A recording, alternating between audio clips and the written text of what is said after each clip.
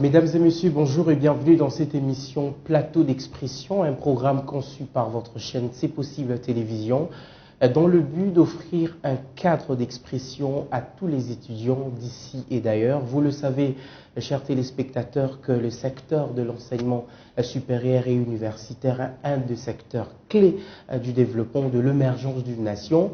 Et donc, il est important que nous puissions avoir un regard un peu plus attentif sur ces secteurs-là et voir comment est-ce que les étudiants, un des acteurs majeurs de ces secteurs, sont en train, n'est-ce pas, d'étudier les innovations également de ces secteurs. C'est ça, même le cheval de bataille de cette émission. Pour ces numéros, nous avons le plaisir de recevoir pour vous une dame. Elle s'appelle Priska Manyala, c'est la présidente de la Corporation des étudiants du Congo, donc COREC. Et donc, elle nous a fait le plaisir de venir sur ces plateaux afin que nous puissions parler de sa structure REC et son apport dans l'amélioration des conditions de vie des étudiants de la République démocratique du Congo en particulier, et également des étudiants étrangers, mais étudiants en République démocratique du Congo. Bonjour madame. Bonjour. Et donc, la première question, d'aucuns voudraient savoir qui est Priska Manyala. On te suit partout, on te regarde à travers la télé, dans des réseaux sociaux. Et donc, on se pose la question, est-ce que c'est une fille venant de la diaspora? Est-ce qu'elle a fait ses études au Congo? Qui est réellement Priska Manyala en quelques minutes? Eh bien, je pense que c'est parmi les questions les plus difficiles pour moi de répondre. Okay. Je pense qu'il est très difficile de parler de soi, mais pour le peu que je peux dire, je suis Priska Manyala, présidente nationale des étudiants congolais et coordonnatrice adjointe des étudiants de l'université de Kinshasa. Et j'ai évolué depuis plusieurs années dans le domaine des organisations non gouvernementales, nationales et internationales. Et voilà, je suis une fille du Congo, une patriote qui adore son pays et qui aime bien participer au développement de ce dernier. L'année 2020-2019, vous aviez reçu plusieurs trophées. Vous étiez classé parmi les 50 jeunes Congolais les plus influents en 2019. Vous êtes également la femme d'avenir 2020. Qu'est-ce que ça vous fait de voir que vous prenez vraiment de l'ascenseur dans la société congolaise, dans une société où généralement on croit que la femme doit être derrière les hommes? Mais vous êtes en train, petit à petit, de vous offrir une place dans la société congolaise. Quelle est votre impression par rapport à cela? Bon, en premier lieu, c'est un honneur. Okay. C'est vrai que ça fait du bien, mais c'est avant tout une responsabilité, okay, et une très lourde responsabilité, parce que lorsque on vous sacre parmi les 50 jeunes les plus influents d'un pays de près de 90 millions d'habitants, c'est dire qu'il y a tous les projecteurs sur vous pour s'assurer que vous ne tombiez pas, sans oublier ceux qui aimeraient vraiment s'assurer que l'on tombe, il faudrait le dire. Okay. Et c'est très difficile par moments parce que c'est plus de regard, c'est plus d'attention et aussi plus de responsabilité. Et en tant que femme d'avenir, c'est de se dire que on te regarde pas pour maintenant, mais on va garder un œil sur toi dans 10-20 ans. Exactement. Donc, il faudrait garder une certaine ligne de démarcation entre toi et, je dirais même, ta génération. Donc, ce n'est pas très facile, mais c'est une responsabilité que nous avons accepté de prendre parce que, je l'ai dit, je suis très passionnée du développement de la RDC et je compte vraiment y participer pleinement. Exactement. Je l'ai vu, vous n'étiez pas la seule, hein. Il y avait de jeunes comme Rachel Kitsita, une journaliste vraiment de renom dans notre pays, des messieurs comme Alech, des grands, mais quand même vous êtes parmi ceux-là. Et je vous félicite pour ça. Merci. Alors, l'actualité oblige. On a appris le 7 février dernier que vous étiez suspendu de votre fonction en tant que présidente de la REC. Et donc, d'aucuns se posent cette question, qu'est-ce qui se passe au sein de cette corporation ou de cette structure? Pourquoi les torchons brûlent? De quoi vous êtes réellement... on vous reproche de quoi exactement? Bon, il faudrait le dire, c'est une structure, c'est une association qui a des textes. Ok. Et lorsque on veut accuser son chien, quand on veut noyer son chien, on l'accuse de rage. Exactement. Et cette suspension aurait été, je dirais, digne d'approbation si celle-ci était conforme aux textes et lois qui nous régissent. Et fort malheureusement, ce n'est pas du tout le Donc cas. c'était en violation de... Oui, c'est une suspension qui était en violation des textes de la représentation des étudiants congolais, parce que les textes disent dans l'article 40 qu'il est prévu des sanctions, c'est-à-dire des blâmes, des mises à pied, des mises en garde, avant d'en arriver à une suspension. Et fort malheureusement, à notre grande surprise, nous qui n'avons jamais été blâmés, c'est-à-dire que nous faisions notre travail de façon correcte, on se réveille un matin et on est suspendu. Mais le comité des sages dit que vous prenez, vous responsabilisez ou vous engagez la structure sans pour autant faire le rapport, n'est-ce pas, à l'Assemblée. Vous et votre vice, vous êtes en train de faire beaucoup de sorties, beaucoup de choses au nom de la structure, entre guillemets, mais ils ne voient pas clair. Parmi les griefs. Eh bien, le comité des sages est un comité des sages. En fait, le comité des sages, normalement, c'est le conseil des sages. Et le conseil des sages, pour dire que nous ne faisons pas rapport, il devrait s'adresser à l'Assemblée générale. Alors, le comité des sages, qui est un conseil qui a pour rôle de nous donner des conseils sages, ne peut pas se réveiller un matin et dire que, bon, on a l'impression que vous ne faites pas rapport à l'Assemblée générale. S'il y a des personnes qui devraient se plaindre, c'est l'Assemblée générale, parce que c'est là même la structure de nos textes. Et l'Assemblée générale, je vous informe, est à, je dirais, 90%, parce que je ne peux pas dire 100%, à 90% contre cette décision prise par le comité des sages sans leur accord, sans leur information. Donc voilà, le comité des sages prend la place qui ne lui est pas due. On a appris avant le 7 février, en janvier, on a vu sur les réseaux sociaux comment est-ce que vous étiez en train de vous plaindre que vous seriez victime, n'est-ce pas, d'un harcèlement sexuel auprès d'une personnalité de ces pays et que ces personnalités seraient en train d'utiliser ta ceinture pour voir comment tu es désavoué. Est-ce que vous êtes en train de nous dire qu'il y a une main noire derrière cette décision? Oui, la main, elle est noire et je le confirme premièrement. Et je continuerai de dire que même quand on veut noyer son chien, il faut l'accuser de rage et je pense qu'il faudrait trouver des symptômes de rage à détecter. Ce qui n'est pas le cas et je reviens et c'est là où je déplore le manque de finesse dans l'action des personnes utilisées à cette fin, parce qu'ils auraient trouvé une façon plus intelligente de le faire que de torpiller les textes au su et au vu de tout le monde, et pour dire qu'en réalité, ils n'ont rien à me reprocher. Et donc, alors, c'est quoi la prochaine étape? Vous êtes suspendu pour 2 mois. Alors, vous avez dit que l'Assemblée n'est pas d'accord avec cela. Comment ça se passe actuellement, à l'heure où nous sommes en train de parler? À l'heure où nous sommes, il y a un mémo qui est déposé par l'Assemblée générale, c'est-à-dire les coordonnateurs en fonction. Je tiens à préciser que les membres du Conseil des sages sont des coordonnateurs honoraires. C'est-à-dire, il y a peut-être le coordonnateur de l'IEC de l'an 2003 qui tient quand même à continuer à suivre les affaires des coordonnateurs en fonction. C'est pour dire qu'ils ne sont pas habilités, ils ne sont pas habilités de le faire, c'est ça? Bon, ce sont les membres fondateurs de la structure et moi je pense que pour cette raison, il y a lieu de revoir les textes.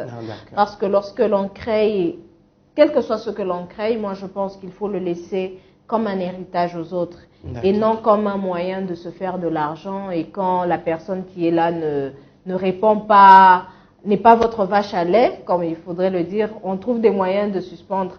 Donc ce sont des choses qui n'ont ni tête ni queue. Nous continuons de faire notre travail pour lequel nous avons été élus parce que des coordonnateurs à travers la RDC me font confiance et continuent à réitérer cette confiance. Ils ont fait des déclarations de partout à travers le pays pour en tout cas déplorer cette décision. Donc c'est dans cet élan que nous continuons de faire ce qui est notre travail. Vous serez rétabli dans... Oui, bien sûr, parce que là maintenant c'est le ministre de l'Enseignement supérieur lui-même qui a pris le dossier parce que... Il faudrait le dire, c'est pas sérieux du tout et c'est pas normal. Et bon, pour raison de forme, nous avons introduit un recours auprès de ce même comité des sages et nous voyons bien qu'ils n'ont pas la bonne volonté de resiéger pour se rendre compte de leurs erreurs. Mais quoi qu'il en soit, nous continuons de faire notre travail et c'est le plus important.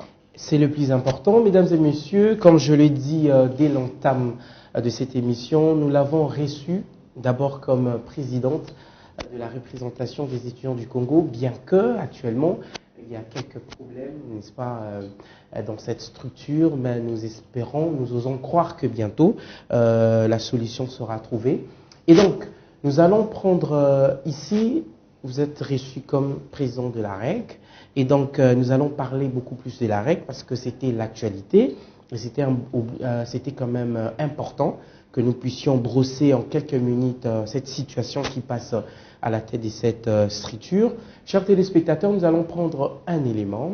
Vous savez que cette dame était élue coordonnatrice, n'est-ce pas, des étudiants du Congo. Et donc nous allons prendre un élément qui essaye un peu de brosser d'une manière générale comment s'est passée cette cérémonie. Et nous allons nous retrouver tout juste après pour entamer la deuxième partie sur la REC.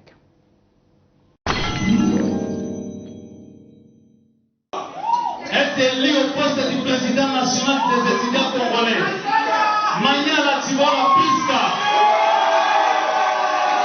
Il est désormais président des étudiants du Congo. Priska Manyala ayant obtenu 132 voix contre 38 et 2 voix face à ses adversaires après la tenue des élections organisées autour de la machine à voter.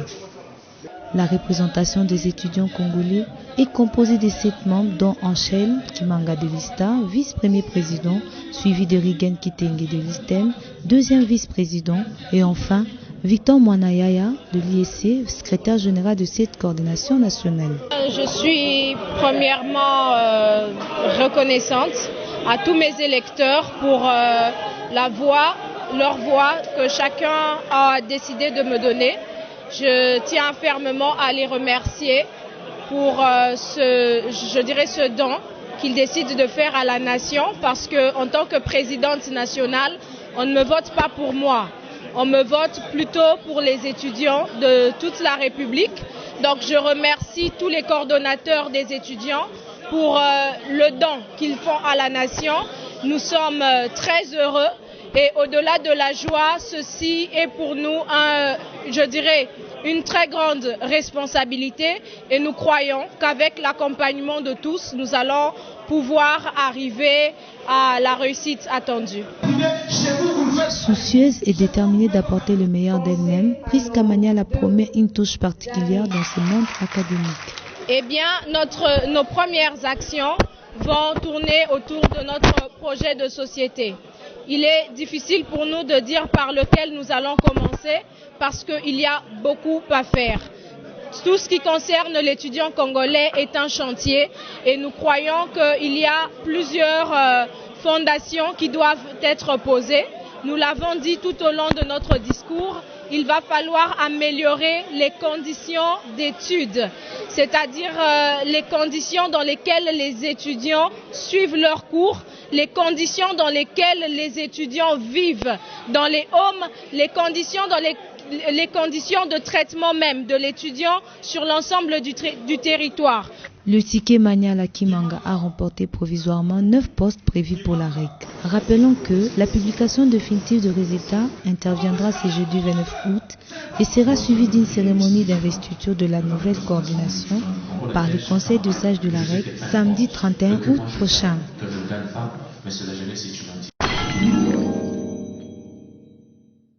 Un élément signé par une de nos consoeurs de B1 Télévision. Elle nous a un peu retracé d'une manière succincte, n'est-ce pas, les élections de la REC. Alors Prisca, je reviens à vous. C'est quoi la REC? C'est une question qui taraude les esprits de nos téléspectateurs, même les étudiants. C'est quoi la REC? Eh bien, la REC, c'est la représentation des étudiants congolais.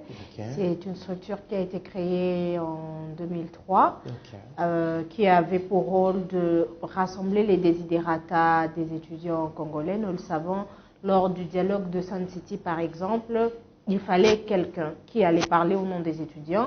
Et à l'époque, il s'est avéré que clairement, comme ça, il n'y avait aucune structure qui pouvait rassembler les étudiants de tout le pays et faire entendre leur voix. C'est à ce moment-là que la représentation des étudiants congolais a été créée et on a eu plusieurs coordonnateurs. Il y a eu même Zachary Bababa, celui qui a été président de la REC à une année. Il y a eu plusieurs personnes. J'ai succédé au coordonnateur de l'ISPT Kinshasa, l'ancien coordonnateur de l'ISPT Kinshasa. C'est-à-dire que chaque année, il y a un nouveau coordonnateur. Le mandat est pour une année. Une année renouvelable, hein, j'en connais qui ont fait 3 ans. Ah bon? Donc il y a aussi toujours la violation des textes de l'autre côté. Mais oui, il faudrait le dire. Et ce sont ces mêmes personnes qui sont présidents du comité des sages aujourd'hui. Donc il y a quand même un désordre bien organisé que nous avons trouvé et que nous devons de ne pas laisser demeurer avant notre départ. Vous promettez que vous allez respecter votre mandat. En tout cas, nous allons mettre et donc, de l'ordre. si réitérer leur confiance, vous allez faire un autre mandat et laisser. Non, je ne ferai pas un autre mandat. Premièrement, parce que les textes ne me le permettent pas dans la mesure où... Ce n'est pas renouvelable une fois? Si c'est renouvelable autant de fois que l'on est étudiant. Et je ne vais pas demeurer étudiant juste pour demeurer présidente nationale. Non, ça je ne peux pas faire. Et aussi, j'estime que c'est une tâche quand même assez lourde. C'est une expérience importante, c'est vrai. Mais pour moi, un mandat est largement suffisant. D'ailleurs, vous l'avez dit, c'est une tâche très lourde parce qu'il faudrait gérer les étudiants, n'est-ce pas, de toutes les universités de la ville, province de Kinshasa en particulier et du Congo en général. Comment est-ce que vous le faites? Déjà en tant que femme, est-ce que parfois ça ne pèse pas trop sur vous? Bon, la question d'être femme à la tête d'une structure, moi je pense que c'est le cadet des soucis dans la mesure où c'est la tête qui compte. C'est la tête qui compte. Mais il faudrait le dire, la représentation des étudiants congolais a des structures provinciales. D'accord. Donc au niveau provincial, on a un président provincial qui remonte les informations.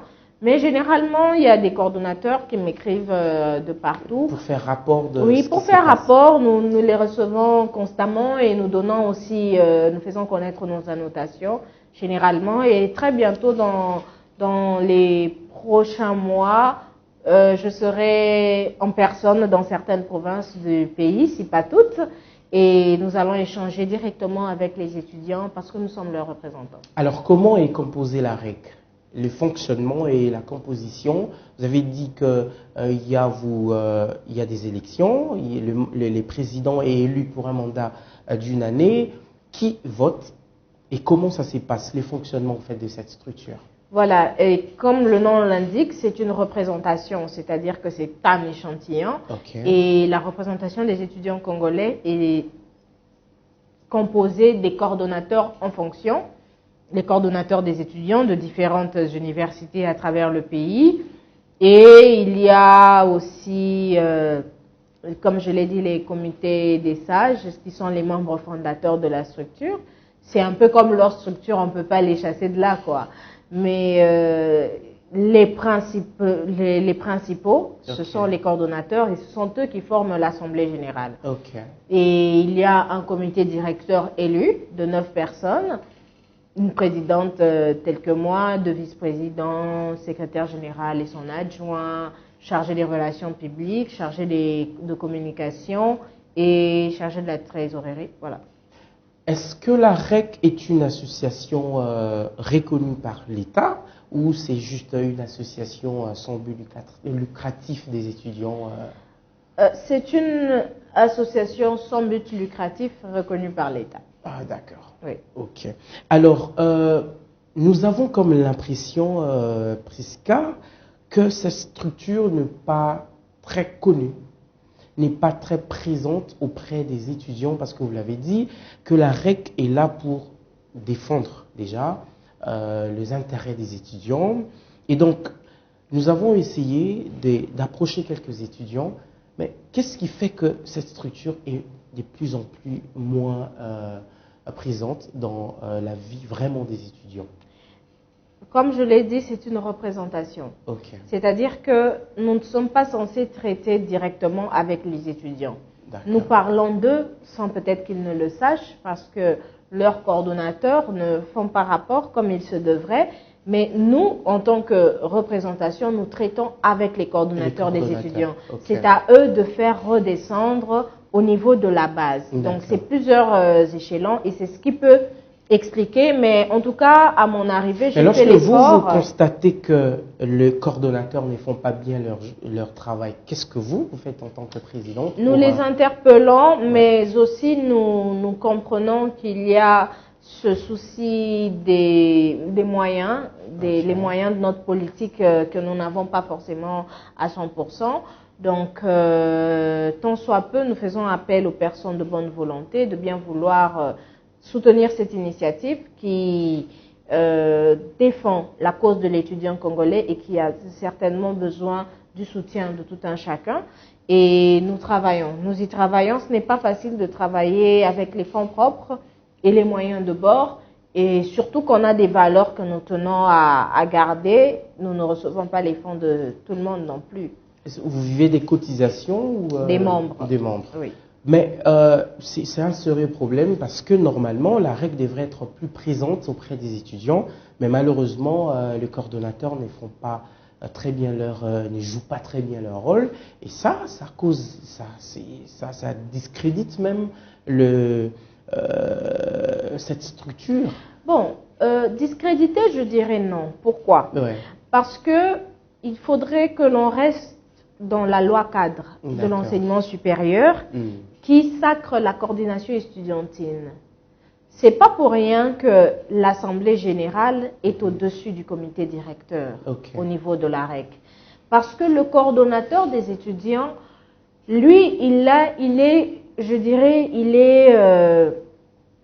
il fait partie des textes de l'enseignement supérieur, chose que la REC n'est pas encore. Nous nous battons pour ça, mais comme je l'ai dit, il faudrait mettre beaucoup d'ordre avant que cette structure soit portée au plus haut niveau. Il faudrait le dire comme ça.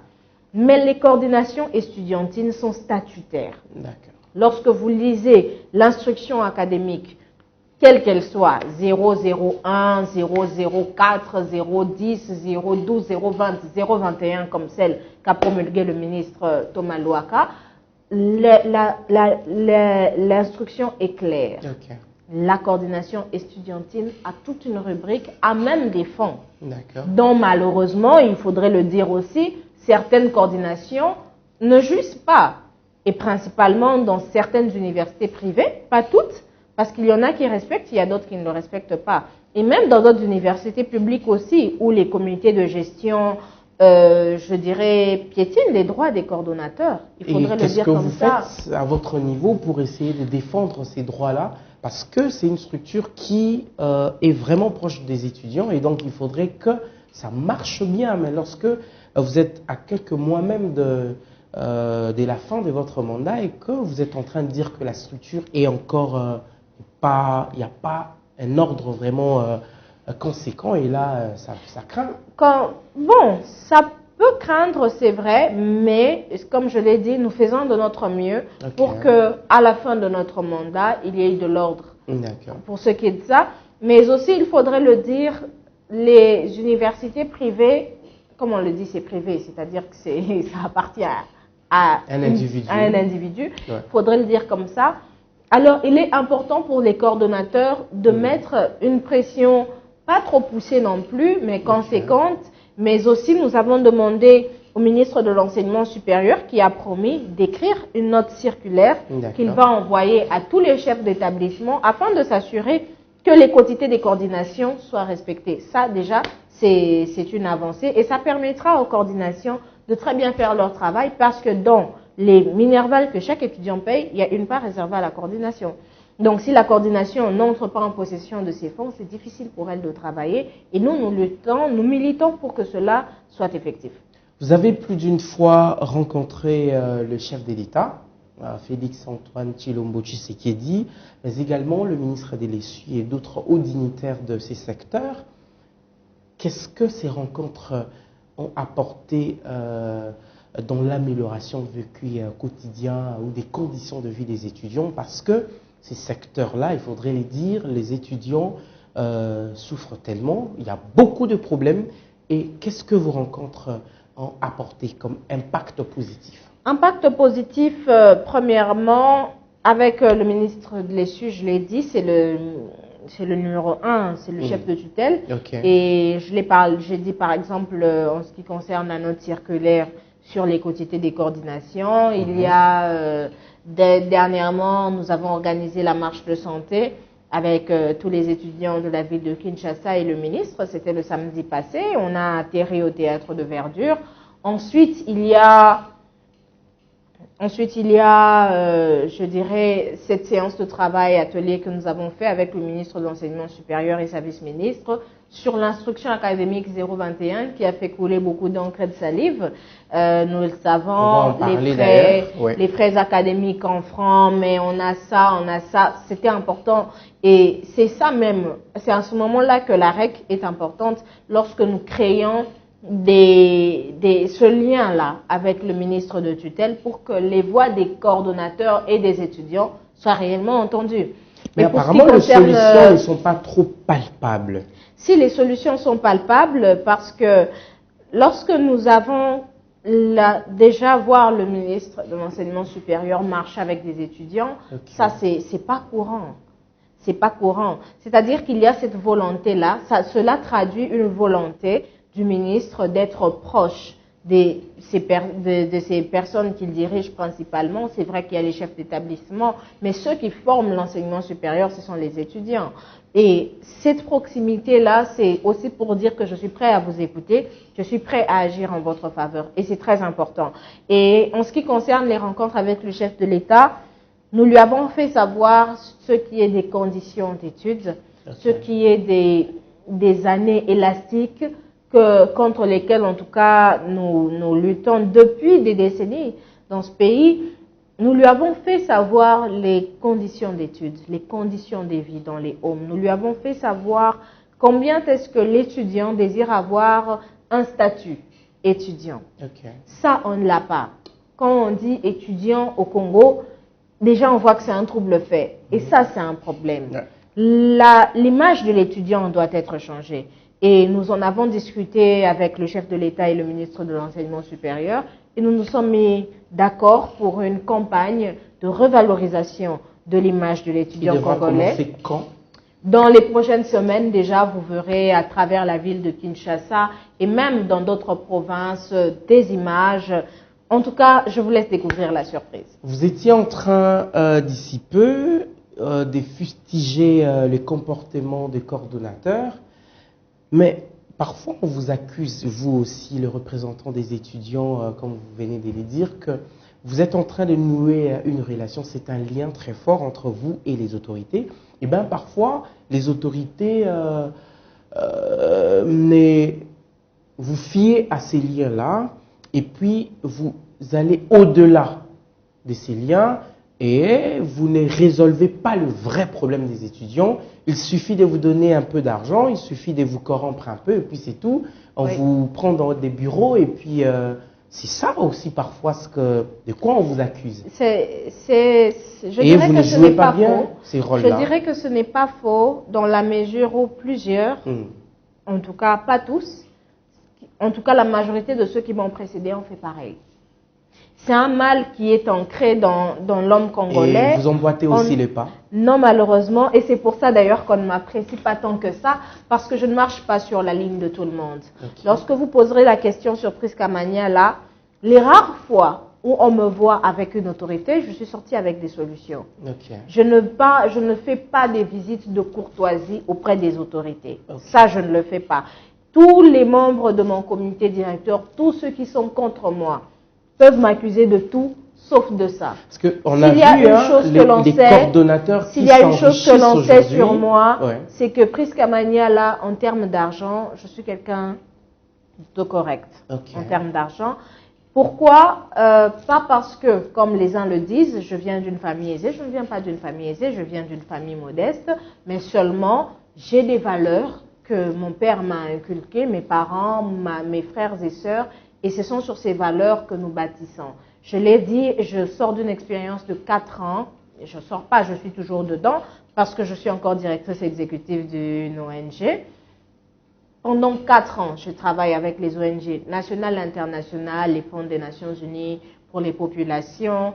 En janvier 2019, j'ai été reconnue comme ambassadrice de la paix par la mission de l'Organisation des Nations Unies au Congo. Félicitations pour ça. Merci. Donc, c'est tout ce parcours-là qui fait ma marque en soi, oui. C'est d'abord ça. Et ensuite, il y a cette passion pour le Congo que j'ai et que je ne peux échanger contre rien. Priska Maniala a toujours entre les deux avions. Et donc, les gens disent que vous gagnez beaucoup auprès des autorités, mais vous n'êtes pas sur terrain pour défendre vraiment comme il faut les étudiants. Et voilà. On voit des coordonnateurs qui s'enrichissent, la représentation ou la REC et tout ça, mais les étudiants pleurent, il y a toujours des situations qui ne changent pas. Vous savez, il y a une chose qui est très importante, ce sont les valeurs. J'ai des valeurs personnelles, j'ai des valeurs que je défends en tant que moi. Et ce sont ces valeurs qui font que beaucoup de gens me détestent. Je dois le dire comme ça, parce que je l'ai dit avant, je ne fais jamais des visites de courtoisie auprès des autorités. Oui, parfois on vous reproche aussi, vous êtes un peu dur dans votre manière de faire, dans votre manière de travailler. Je ne suis pas dure, je suis rigoureuse. Ah, d'accord. Et c'est un élément et c'est une, je dirais, c'est... Une fille pas facile à approcher, pas facile à côtoyer. Tout dépend de ce dont on doit parler. Si on voulait me parler de l'étudiant congolais, vous allez me parler de... Par exemple, là, j'étais en contact avec le coordonnateur de l'USK Kenge dans le Kwango. Il vous dira qu'il m'a parlé, j'ai intervenu pour ce qu'il fallait faire, j'ai donné des orientations. Lorsqu'on m'appelle à l'ISTEM Kasumbalesa, je réponds. Lorsque l'on me contacte par les étudiants de l'université de Kolwezi, je réponds. Donc, tout dépend de ce dont on doit parler. Et nous le savons, très souvent, les gens ont tendance à déborder, à sortir du cadre. Et ces gens-là, il faut les recadrer. Et ils vont dire qu'après, on est dur. Non. Il faut qu'on soit strict, il faut que les gens aient de la tenue, il faut qu'ils aient des manières lorsqu'ils approchent quelqu'un. Et encore, il y a le côté stéréotypé où il approche, il se dit, bon, c'est une femme. Mais cette femme, elle est qui? Vous étiez en train de dire, nous sommes en train de parler d'ailleurs de vos différentes rencontres avec les personnalités du pays, mais aussi du secteur de l'enseignement supérieur et universitaire. Vous avez dit que lors de vos différentes rencontres, il y a des documents, n'est-ce pas? Par exemple, comme des instructions académiques 021, qui a été à la base de plusieurs problèmes et tout. La question est celle de savoir quelle est la stratégie de communication de la REC. Pourquoi je pose cette question? Parce que nous venons d'assister à des problèmes, à des vagues de tensions sur le site, différents sites des universités du pays et plus particulièrement sur le site de l'université de Kinshasa. Déjà, lorsque l'instruction académique 021 est sortie et publiée, les étudiants commençaient déjà, d'abord, ça suscitait beaucoup de questionnements avec le fameux frais connexes et tout ça. Déjà, l'année dernière, les gens ne les connaissaient pas. Et il n'y avait pas une structure pour venir expliquer réellement aux étudiants. Voilà, les frais connexes, ça implique ça. Voilà, ceci, cela. Lorsque vous dites que l'instruction académique 021 a été à la base de tous ces mouvements, je dirais non. Mais c'est la mauvaise compréhension de cette instruction. Oui, mais c'est ça, parce qu'il n'y avait pas de structure pour expliquer, ni même des universités. La structure habilitée à expliquer l'instruction académique 021, c'est premièrement le ministère de l'ESU. Et vous aussi, en tant que... C'est parmi nos missions, c'est dans nos missions de vulgariser les différents arrêtés ministériels et consorts. Mais la première personne concernée, c'est la coordination des étudiants. J'y reviens parce que je l'ai dit, la coordination est statutaire. Lorsque vous arrivez au ministère de l'ESU, vous allez trouver coordination estudiantine. Et c'était au coordonnateur de s'asseoir, de bien comprendre l'instruction académique 021, exercice qu'on a fait avec certains coordonnateurs, et la preuve comme à l'INBTP, à l'Institut supérieur de statistique, il n'y a pas eu de souci, parce que les coordonnateurs ont pris le temps de s'asseoir et de comprendre l'instruction. Mais aussi, il faudrait le dire, les années précédentes, il y avait le taux auquel on payait les frais académiques, le taux de 92, alors que dans la vie réelle, on était déjà à 14 à l'époque. Alors dites-moi, aujourd'hui dans la vie réelle, nous sommes à 17. Vous voulez qu'on continue à payer au taux de 92? Mais il fallait expliquer aux étudiants tout ce que vous êtes en train de dire. dire. Mais moi, je l'ai fait. Nous l'avons fait. Maintenant, il y a deux cas. Il y a le côté instrumentalisation dont on ne va pas se leurrer, on ne va pas se le cacher. Ça existe. Et il y a le côté mauvaise foi, où les gens refusent de comprendre. Auprès de qui? Même des étudiants qui par moments refusent de comprendre. Parce que le problème, il est où? Les étudiants se disent, je veux continuer à payer 253 000 francs. Mais on se réveille avec 253 000 francs, on se réveille un matin, les professeurs grèvent. Pourquoi? Manque à gagner. Parce qu'à l'époque, le ministre ou le ministère avait pris en charge les frais connexes. Oui, mais dire que... Mais cette année... Non, en fait, il ne faut pas dire que le ministère avait pris en charge les frais connexes. Ou le gouvernement. Le gouvernement avait pris en charge la prime des professeurs. La prime des professeurs. Qui est partie intégrante des frais connexes. Comme on dit frais connexes, c'est-à-dire que ce sont des frais qui se rajoutent aux frais d'études qui forment le Minerval. Et c'est l'ensemble qui forme les frais académiques. D'accord. Ça c'est une... comment dire? Ce sont des détails auxquels les étudiants ne prêtaient pas forcément attention jusqu'à ce que les frais académiques soient, je dirais, adaptés au taux budgétaire. Aujourd'hui, le taux budgétaire, c'est-à-dire le taux auquel l'État a décidé de payer ses agents, c'est 1640 ou 1637, qu'on a rendu à 1640. Et c'est à ce taux-là que les étudiants sont tenus de payer les frais académiques. Et ils le payent afin de prendre en charge la prime des professeurs. Pourquoi? On s'est rendu compte que c'est vrai que c'est un engagement que le gouvernement a pris autrefois.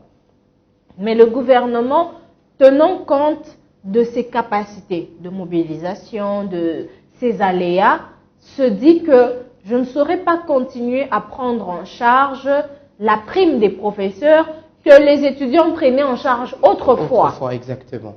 Alors, tout ce qu'on a fait, c'est d'une certaine façon rentrer à la case départ. Mais là, il se pose un problème. Qu'est-ce qui a été fait? Alors là, il se pose un problème. Ce problème, il est, pour moi, c'est le seul problème. C'est celui de la valeur de la monnaie congolaise. Pourquoi? Le ministre de l'Enseignement supérieur l'a dit lors de l'atelier avec les coordonnateurs. Depuis toujours, les frais académiques dans les universités publiques n'ont jamais dépassé 300 $. Mais quand on calcule les 490 000 francs demandés aux étudiants, c'est environ 280 $. Le seul souci que nous avons, c'est que tout était référé au dollar. C'est l'erreur qu'en tout cas, je dirais, tout le pays a commis. Nous l'avons trouvé comme ça. Tout était référé au dollar. C'est là que se trouve le problème. Maintenant, quand on dit, OK, on va payer en francs congolais, le même étudiant, si vous lui avez dit de payer 280 $, il n'allait pas s'énerver. Mais si vous dites payer 490 000, il va s'énerver. Parce que ça sonne beaucoup. Mais c'est au fait l'équivalent d'autrefois. Ce qui dérange, c'est le fait que les étudiants se lèvent, se réveillent un de ces 4 matins et on dit le Minerval passe de 253 000 à 400. Oui, mais c'est ça qu'il faut comprendre. Sans pour autant aviser, essayer d'expliquer que nous rentrons dans la case du départ, comme tu venais de le dire. Ce travail Donc il y avait un problème. Non, ce travail Donc d'explication, finalement, les coordonnateurs ne jouent pas alors très bien leur rôle. Ce travail d'explication, nous l'avons fait, Okay. et même les comités de gestion l'ont fait. C'est là où je dis qu'il y a l'instrumentalisation qu'on ne peut pas négliger. C'était par quel canot ou par quelle structure? Comment ça s'est Déjà, passé? le ministre a communiqué avec Top Congo, il a fait quelques émissions. Bon, moi j'admets que les étudiants ne suivent pas trop la radio et la télévision, et c'était le rôle en ce moment-là de la coordination de descendre sur terrain, voir dans les auditoires, expliquer aux étudiants. Vous l'avez quand même, les coordonnateurs n'ont pas fait ça. Les coordonnateurs l'ont peut-être fait. Quand je donne l'exemple de l'université de Kinshasa, où je suis coordonnatrice, nous avons fait ce travail avec les délégués facultaires. Il y a 12 facultés, avec autant de promotions. Et il y a, comment le dire, il y a ce nombre-là. Même si on disait, je suis le cordon, je ne sais pas, X, à moins de mettre tout le monde dans la même salle et de parler, sensibiliser 31 000 étudiants, ce n'est pas une chose aisée. Mais il y a l'amphithéâtre Léon Desamola. C'est pour ça que nous avions décentralisé. Nous avions décentralisé et nous avions responsabilisé les délégués facultaires. Qui, eux, à leur tour, qui ont pris le temps d'échanger avec les chefs de promotion. Ceux-là ont compris et ont remis à la base. Vous voyez, le travail a été fait. Généralement, lorsqu'il y a manifestation, les étudiants avisent. Il y a les messages circulent que telle date nous allons manifester. Mais malheureusement, il n'y a rien qui est fait pour essayer de voir comment expliquer par rapport à l'instruction 021. Déjà, les étudiants disaient que nous allons manifester parce qu'ils ont haussé les prix de frais académiques. Et comme je l'ai dit et je le redirai ça toujours, fait 3 jours, 4 jours. Partout où je suis passée, je l'ai dit, les frais académiques n'ont pas haussé. Ils ont été fixés. Donc, il y avait un problème d'information qui n'était pas bien... Mais c'était un problème d'information, c'était un problème de compréhension. Et de communication. Je le redirai, c'est un problème de la valeur de la monnaie congolaise. Parce que si, aujourd'hui, on quittait par exemple de 92, le taux de notre pays autrefois c'était 92 ou 92 comme nous le disons couramment. Mais si c'est aujourd'hui le dollar baissait, chutait jusqu'à 50, les mêmes étudiants allaient dire pourquoi est-ce qu'on paye toujours 253 000 au taux de 92 alors que le dollar est à 50, il faut que les frais baissent. Mais pourquoi les mêmes étudiants, nous ne disons pas mais le taux aussi a augmenté, on doit adapter. Parce que le souci dans tout ça, c'était lequel? Nous avons connu combien de grèves à l'université de Kinshasa et dans d'autres universités publiques à cause de cette affaire de manque à gagner. Exactement. Alors, comment est-ce qu'on peut résoudre ce problème de manque à gagner? Du moment où le chef du gouvernement est clair, on ne saura pas prendre en charge la prime cette année. Remettez ça dans les frais académiques. Et c'est tout ce qu'on a fait. C'est pour ça que vous allez peut-être même remarquer une solidarité du gouvernement dans les décisions draconiennes qui ont été prises contre les étudiants, parce que eux connaissent le réel problème. Et aux étudiants aussi de comprendre. Il y a beaucoup, en tout cas je dirais beaucoup de points qui expliquent cette fixation au taux budgétaire de 16 400 et aussi qui explique le fait que la monnaie congolaise est en train de perdre de la valeur. Ça, c'est un point pour lequel je pense qu'il faudrait vraiment revoir l'économie du pays et c'est tout un système. Et nous, en tant qu'étudiants, au lieu de descendre dans la rue, commencer à crier, pourquoi ne pas nous asseoir, nous organiser et réfléchir comment est-ce que nous pouvons apporter une solution à la dévalorisation de la monnaie congolaise. Ça, c'est quelque chose que nous, étudiants, nous devrions faire plutôt que tout simplement de crier what is the taux ou, je ne sais pas, hausse des frais académiques. Nous devons aussi apporter des solutions, pas seulement des problèmes. Parce que si vous avez chez vous quelqu'un qui vient chaque jour vous apporter des problèmes, je pense que vous allez vous enlacer. Mais si vous avez quelqu'un... Mais je pense que nous pouvons résoudre comme ça. Il vous apporte 2-3 pistes. Je pense que donc à vous chaque appelez fois, aux étudiants à la réflexion, pour apporter beaucoup plus de solutions. Oui, pour apporter plus de solutions. Et je sais que nous en avons la capacité. Et pour ça, je salue un étudiant, André Kakoubou, avec sa structure Parlement des étudiants congolais, qui parle, n'est-ce pas, qui essaie un peu de discuter de tous ces problèmes au lieu d'aller dans la rue, commencer à casser. Et donc, c'est le lieu idéal pour essayer de discuter de ces problèmes. Mais aussi, parce que vous avez dit, il faudrait essayer de revoir ces problèmes-là de vulgarisation des textes. C'est très important. Il y a un problème de vulgarisation des textes, surtout dans ces secteurs délaissés, et ce qui fait que les étudiants, parfois, ne comprennent pas trop le sens de ce qui est balancé, et ils sont en train de revendiquer, parce qu'ils ont aussi raison de revendiquer leurs droits. C'est leur droit de revendiquer, et donc c'est important de vulgariser le texte. Et vous, en tant que REC, c'est aussi important, n'est-ce pas? Bien sûr. D'autant plus que déjà, il y a un déficit, il y a un problème, les coordonnateurs ne jouent pas vraiment, pas tout le monde, hein, mais quelques-uns ne jouent pas très bien leur rôle, on vous entend parler. Oui, je l'ai dit, je le redirai toujours, il y a des coordonnateurs qui n'ont pas les moyens de leur politique et ils ne peuvent faire qu'avec les moyens de bord et selon leur capacité. D'accord.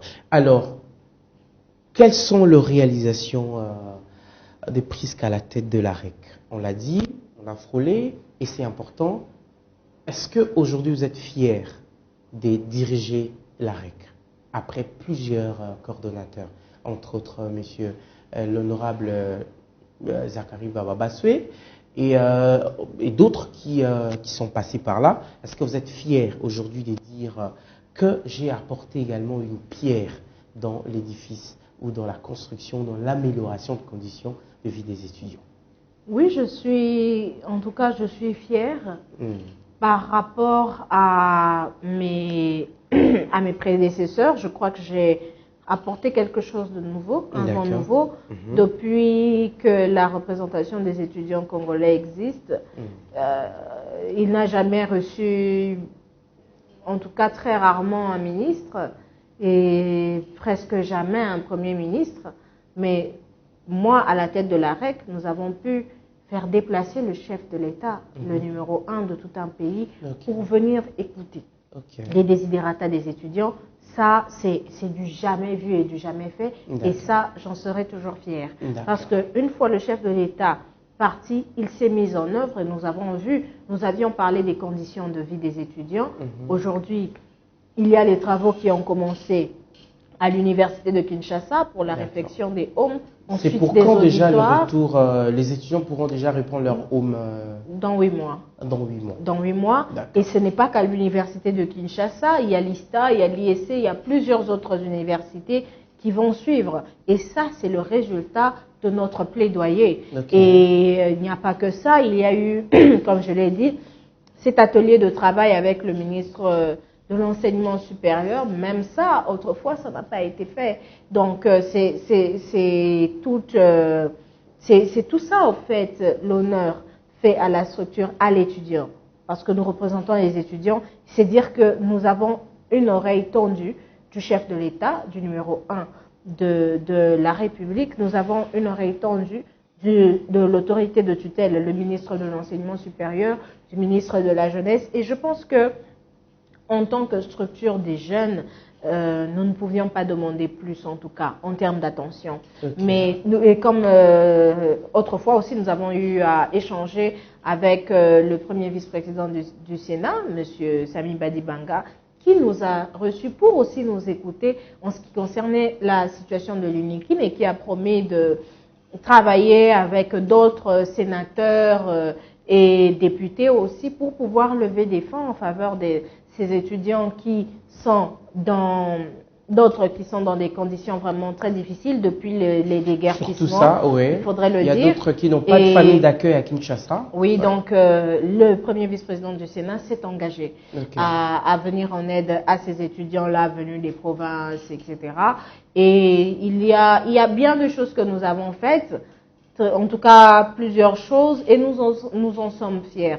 Aujourd'hui, la représentation des étudiants congolais est parmi les ambassadeurs de Orange Corners, Ok. qui est un programme des Pays-Bas pour je dirais la promotion et la vulgarisation de l'entrepreneuriat dans le système éducatif congolais.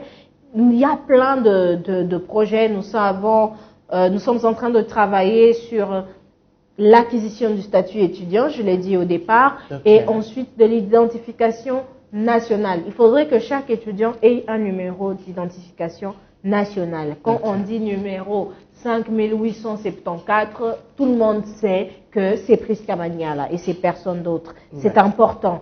Et il y a plein d'autres projets. Nous avons travaillé, nous l'avons dit lors de notre campagne, que nous travaillerons pour la facilitation des bourses aux étudiants. Ça, c'est un problème aussi. Hein. des Il n'y a pas de universités. bourse. Oui, nous avons pris le temps d'échanger avec le chef de l'État et le D'accord. ministre de l'Enseignement supérieur. Mhm. Très bientôt, ce problème sera résolu. Il C'est suffirait très de bien. trouver où puiser, comment le faire. Ça, c'est au gouvernement d'y penser, mais nous l'avons initié et croyez-nous, la Donc, les bourse étudiants sera de peuvent retour. espérer que la bourse sera bientôt de retour. Oui, la bourse sera bientôt de retour. D'accord. Donc, sur tous ces points-là, nous sommes en tout cas tellement fiers parce que ce sont les desiderata des étudiants. Moi, je suis en deuxième licence. Bientôt, je vais partir, donc je n'aurai pas vraiment le temps de profiter même de cette bourse-là. Mhm. Donc, c'est laisser un héritage, comme je l'ai dit. Le souci, Mais- c'est de laisser un héritage. Ok. Et je pense qu'à ce stade, nous sommes en train de laisser un héritage et nous laisserons encore bien plus. Mais parmi vous avez cité un bon nombre d'actions que vous avez à mener auprès des autorités. Le problème de surlogement dans des homes, ça, c'est un sérieux problème aussi. Vous n'avez pas parlé. Maintenant, ils sont en train À de notre réhabiliter retour, les homes. Après réhabilitation, ce problème sera Ouais. résolu. Parce que avant, il y avait un étudiant pour une chambre ou deux, mais maintenant, il y a plus de 6 étudiants et ça c'est cause le même la contexte. dégradation. Le contexte doit être bien cadré. Ok. L'université de Kinshasa avait été créée pour entre 3 à 6 000 étudiants. Ouais, mais aujourd'hui, Aujourd'hui, on est à 31 000. parce qu'il n'y a pas la construction des nouveaux bâtiments. Non, il n'y en a pas. Donc, les infrastructures, au fait, n'ont pas suivi Mhm. je dirais, la multiplication démographique Ouais. des étudiants. D'accord. Et ça, c'est quelque chose sur lequel le gouvernement devrait avoir un regard. Et nous sommes là, en tout cas, pour nous assurer qu'au retour, cela soit bien pris en compte. Il y a également une note circulaire qui réglemente la vente des syllabus, mais malheureusement, cette note a toujours été violée. Que fait la REC pour que, au moins, cette note circulaire puisse réellement prendre vie? Parce qu'aujourd'hui, nous le voyons, parfois le professeur fixe un prix exorbitant des syllabus. Ça, c'est une chose. Deuxièmement, si les étudiants n'achètent pas les syllabus, eh ben, ils ne réussissent pas. Ça, ce sont de fléaux, de problèmes que les étudiants rencontrent du jour le jour. Qu'est-ce que vous, alors, vous pensez ou vous avez déjà fait pour essayer de trouver une solution à cela? Par rapport à cela, nous continuons de lutter. Ok. Parce que, vous savez, la loi tient sa force lorsqu'elle est contraignante. Ouais. Et moi, je pense que, et c'est quelque chose que nous sommes en train de proposer au ministre de l'Enseignement supérieur, de prendre des mesures D'accord. contre ces professeurs qui violent cette loi qui réglemente les syllabus. D'accord. Parce que cette vente, elle est relative, c'est par rapport au nombre Au de nombre pages. de pages, ouais. Vous voyez, quelqu'un qui n'a pas atteint le nombre de pages, je donne un exemple, quelqu'un qui a 90 pages Ok. et qui veut vendre son 25, syllabus 30. à 15 ou 20 dollars, Il y a la violation est en de la train de note. violer. Exactement. Et cette violation, elle est à quel niveau? Moi, je ne vois pas seulement le nombre de pages Ok. et le prix. il faudrait qu'on aille un peu au-delà de ça. Ok. Parce que tout ce que les étudiants veulent, c'est voir le nombre de pages, le prix. C'est bien. Les contenus. C'est là qui devrait attirer l'attention de l'étudiant. Pas d'abord le prix, pas d'abord la taille. Ok. Le contenu. Est-ce que La plupart ce des ouvrages ne professeur... sont pas mis... ils n'actualisent pas, apparemment. Mais oui, c'est là où moi j'aimerais bien que les étudiants fassent du bruit. Il faudrait que nous disions aujourd'hui nous allons manifester contre le professeur. Mais il faudrait que vous puissiez donner les temps, la REC, vous donnez les temps et vous encadrez cela. Par exemple, nous voulons marcher sur ça. Oui, mais aussi il faudrait le dire, il n'y a pas que les marches comme mode de revendication. Il y a des sit-ins. On peut faire des mémos. On n'a pas forcément besoin de marcher et de casser, de faire tout ça. C'est dommage que c'était la seule façon pour les autorités d'entendre autrefois. Mais aujourd'hui, nous avons un gouvernement qui est bienveillant. Nous avons un chef de l'État qui écoute. Donc, nous n'avons plus besoin de faire autant de bruit pour être écoutés. Okay. Donc, les modes de revendication doivent être revus. Et nous devons... Parce que vous parlez de ça rapidement, s'il vous plaît. Oui. Si les étudiants trouvent que ils ne sont pas dans leurs droits, n'est-ce pas? Est-ce que peut-être un de leurs droits est violé? Comment est-ce qu'ils doivent faire? C'est très important. Rappelez cela. Est-ce qu'il faudrait toujours ou nécessairement aller dans la rue, commencer à vandaliser les histoires? C'est clair, il faut passer par la coordination estudiantine. C'est à ça que la coordination. Mais apparemment, il n'y a pas une confiance entre les étudiants et la coordination, parce que... non, les coordinations, bon, ils n'inspirent pas confiance. Ça dépend des universités. Quand je prends le cas de l'université de Kinshasa... Ils disent que c'est un poste politisé, serait un poste politisé. Quand je prends le cas de l'université de Kinshasa, le suffrage n'est pas direct, il est indirect. Ce sont les chefs de promotion qui élisent les coordonnateurs. Alors, il faudrait que l'étudiant, si c'est un étudiant X, il devrait s'adresser à son chef de promotion qui sait comment atteindre le coordonnateur. Il peut s'adresser au délégué facultaire, le délégué facultaire peut écrire au coordonnateur et le coordonnateur, nous faisons parvenir au comité de gestion. Dans ces circuits. En tout cas, il faudrait demander à tous les étudiants qui crient combien parmi eux ont pris le temps de s'asseoir et de rédiger une lettre qu'ils ont déposée à la coordination estudiantine. Ils ne seront même pas 20. Il faudrait voir la coordination, ça c'est la première des choses. Et la coordination, puisqu'elle a accès au comité de gestion de l'université, automatiquement vos desiderata arrivent. C'est juste que certains étudiants par moment aiment contourner la coordination, je ne sais pas dans quel objectif. Donc ils peuvent désormais faire confiance à la coordination. En tout cas, s'il y a un problème qu'ils touchent d'abord. Il faut parler à chaque étudiant doit parler à son coordonnateur parce que c'est à ça que le coordonnateur sert. Le coordonnateur n'est pas d'abord pour les activités culturelles et para-académiques. Il est censé encadrer les étudiants. Et à son tour, va l'amener à l'Assemblée, à la REC. Oui. Bon, pas à la REC, parce que la REC, c'est la coordination des coordinations. L'objectif, il est le même, c'est de faire entendre la voix de l'étudiant. Quand il y a un problème au sein d'une université, ce n'est pas à la REC de venir le gérer. La REC peut donner des orientations, peut donner l'impulsion au moment où ça ne peut pas se résoudre au niveau de l'université. La REC peut remener au niveau du ministère de l'enseignement supérieur.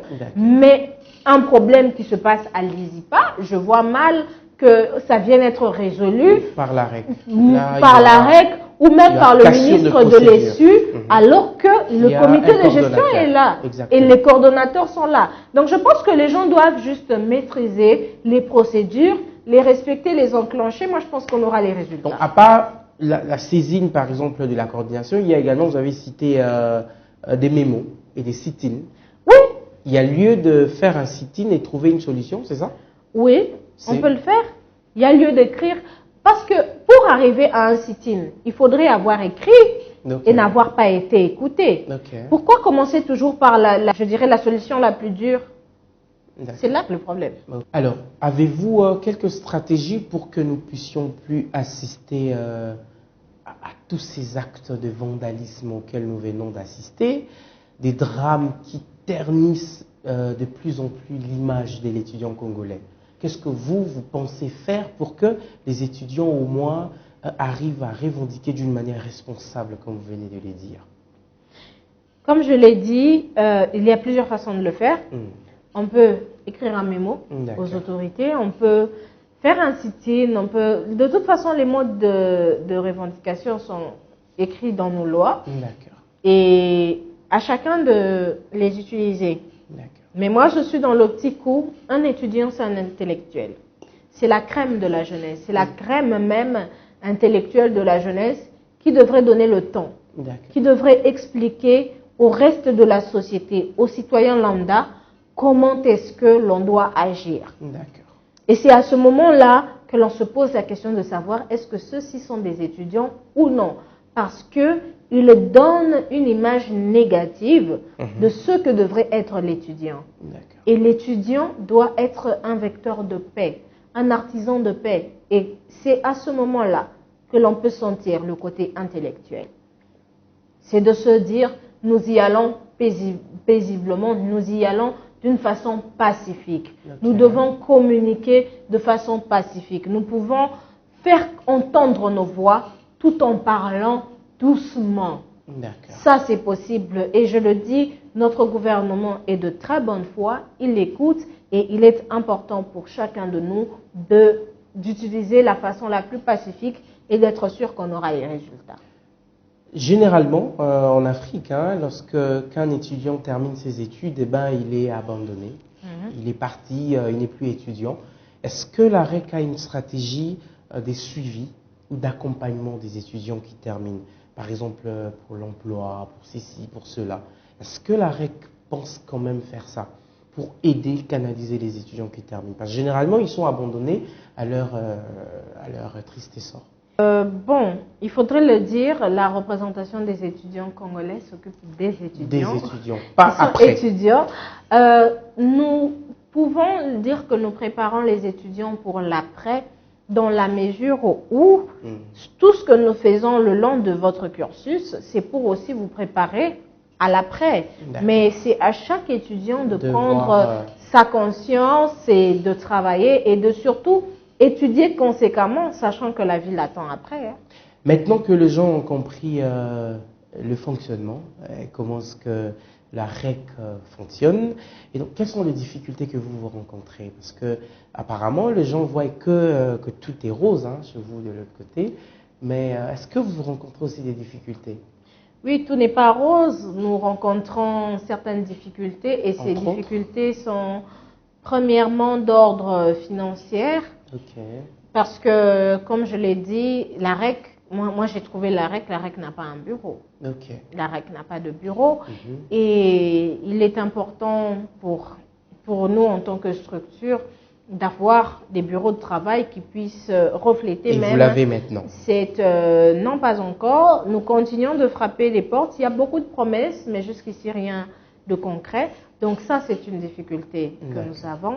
Et ensuite, il y a ce côté rémunération. C'est vrai que c'est une association qui vit des cotisations de ses membres, mais qui a un travail colossal, qui demande beaucoup plus de finances et pour faire certaines réalisations. Communiquer, passer à la télé, c'est pas gratuit. Vous savez que la presse vous coûte très cher. Exactement. Il faut faire passer les messages, il y a beaucoup de choses qu'il faut faire et on a besoin d'être constamment accompagné financièrement, mais aussi en termes de ressources humaines.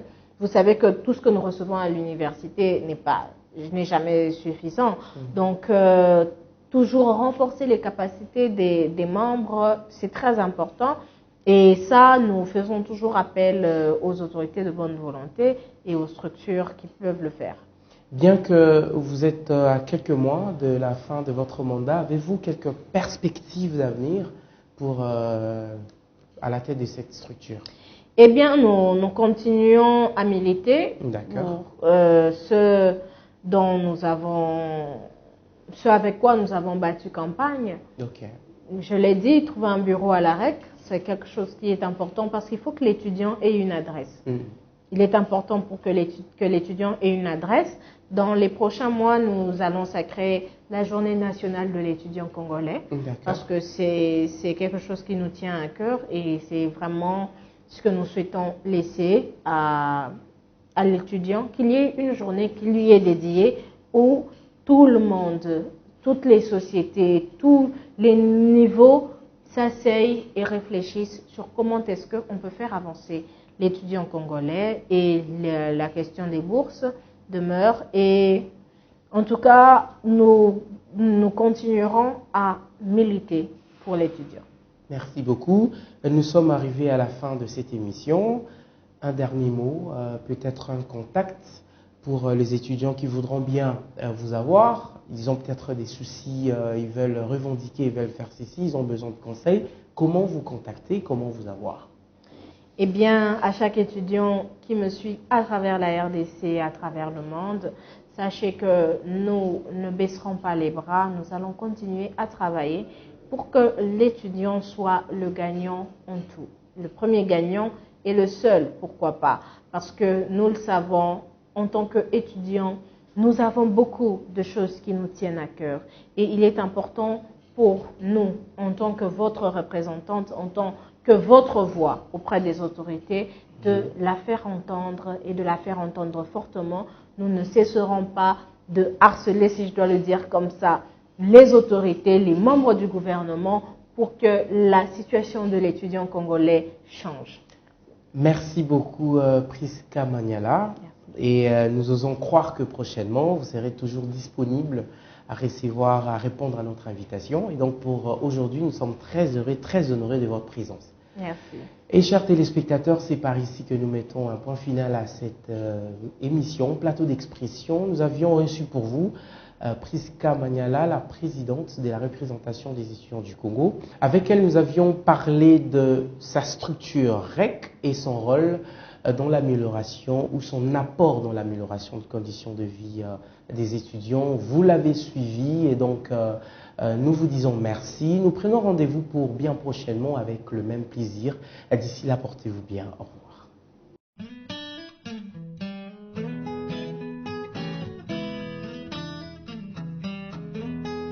Vous êtes étudiant vivant en République démocratique du Congo, et ce programme est conçu spécialement pour vous. Plateau d'expression est l'endroit idéal qui vous donne l'opportunité de parler non seulement de vos innovations, mais aussi et surtout de vos propres problèmes que vous vivez au quotidien en tant qu'étudiant sans passer par le dos de la cuillère. Le rendez-vous est donc pris sur C'est possible télévision, la chaîne qui change votre futur.